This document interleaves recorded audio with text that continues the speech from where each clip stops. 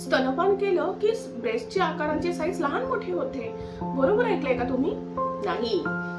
नमस्कार, मी डॉक्टर मनीषा महाजन. आजच्या या आपल्या व्हिडिओमध्ये आपलं स्वागत करते.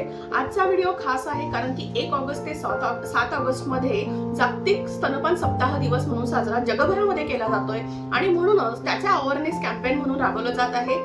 लोकांना स्तनपानाबद्दलची संपूर्ण माहिती मिळावी म्हणून हा व्हिडिओ आहे आणि म्हणूनच स्तनपानाबद्दलचे गैरसमज, कुणाला पाजावं, कधी पाजावं, किती प्रमाणात पाजावं, ही सगळी माहिती आपणास हवी असेल तर हा व्हिडिओ शेवटपर्यंत जरूर पहा आणि आवडल्यास लाईक, कमेंट आणि सबस्क्राईब करायला मात्र विसरू नका.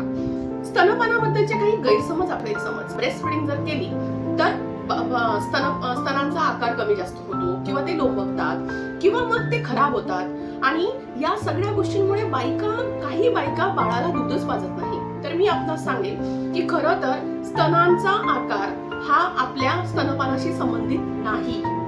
स्तनांचा आकार हा गर्भवती महिला सुरुवातीपासून तर 9व्या महिन्यापर्यंत शरीरामध्ये बरेचसे बदल होतात आणि त्या बदलांमुळे, हार्मोन्समुळे स्तनांचा आकार कमी जास्त होत असतो, परंतु त्याचा स्तनपानाशी संबंध नाही. म्हणून आपल्या बाळाला स्तनपान योग्य वेळेत जरूर करा. दुसरा की बाळाला पुरेसं दूध मिळत नाही. तर मी आपणास सांगेन की बाळाला पुरेसं दूध मिळण्यासाठी आईने स्वतःचा आहार व्यवस्थित ठेवावा.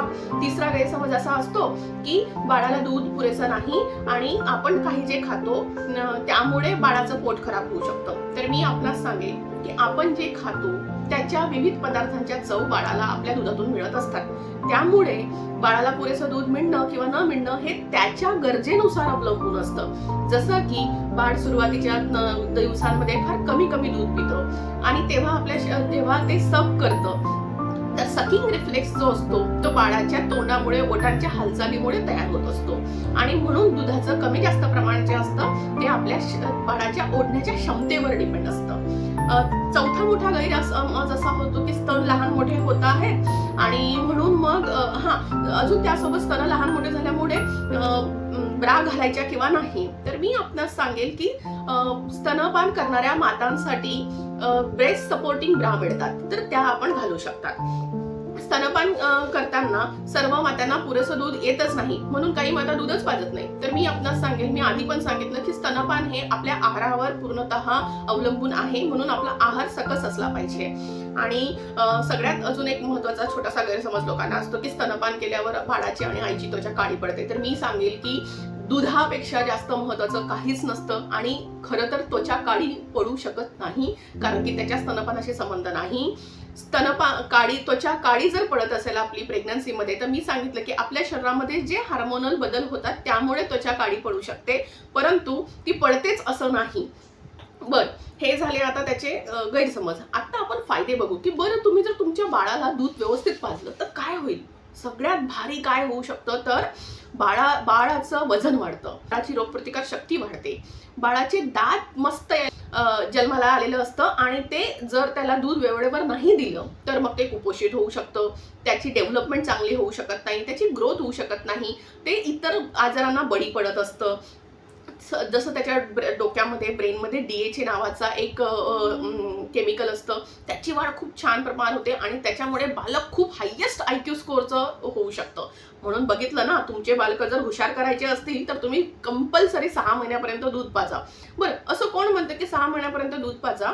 तर जागतिक आरोग्य संघटना सांगते कमीत कमी 6 महिने आणि जास्तीत जास्त 2 वर्षापर्यंत तुम्ही बालकाला दूध पाजू शकतात. 6 महिन्यापर्यंत एक्सक्लुझिव्ह ब्रेस्ट फिडिंग करायची आहे आणि त्यानंतर मग तुम्ही थोडा पूरक आहार बाळाला द्यायला सुरुवात करू शकतात, परंतु 2 वर्षापर्यंत जरूर करायचं आहे. बरं, मग आईला काय फायदा होतो बरं याच्यामुळे? तर बाळ आणि आईमध्ये एक छान बॉन्डिंग तयार होतं. आईला गर्भाशयाच्या काळामध्ये गर्भाशयाची जी साईज असते, गर्भवती असताना जी गर्भाशयाची साईज जी असते ती मोठी झालेली असते, तर ती कमी व्हायला मदत होते.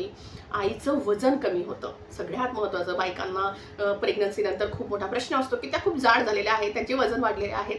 तर तुम्ही जर एक्सक्लुझिव्ह ब्रेस्ट फिडिंग कराल तर तुमचं वजन कमी होण्यास तुम्हाला मदत होणार आहे. दुसरं, तुम्हाला सगळ्यांना ओव्हेरियन कॅन्सर किंवा ब्रेस्ट कॅन्सर किंवा मतलब डायबिटीस होण्याची किंवा ऑस्टिओपोरोसिस होण्याची दाट शक्यता असते. म्हणून हे सगळं टाळायचं असेल तर तुम्ही आपल्या बाळाला दूध पाजा, म्हणजे त्याचा फायदा तुम्हाला होणार आहे. सगळ्यात शेवटचं आणि महत्त्वाचं, कॉस्ट इफेक्टिव्ह, स्वस्त आहे.